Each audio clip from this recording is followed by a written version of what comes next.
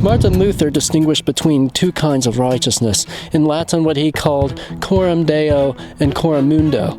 Coram Deo means before the face of God, or that is in the presence of God. Coram being in the presence or before the face. Deo means God in Latin. And then Coram Mundo meaning in the presence of the world, or before the world. That is, that we are to have, as the proverb says, a good reputation before man. So the former, in order to be righteous before the face of God, there is nothing that we can do. As Paul says, our own righteousnesses are as filthy rags, but Christ has fulfilled the law in our stead, and because of that we have his righteousness placed upon us, and that is what allows us to live righteously before the face of God. Coram Deo has kind of broadened a little bit in meaning that everything we are to do in this life, it is to be as though we were doing it before the Lord, and in the presence of the Lord, as it says in one of Paul's epistles, that we are to do all cheerfully and as unto the Lord. As God is omniscient, he is all-knowing, he knows all things, and he's also omnipresent, he is everywhere,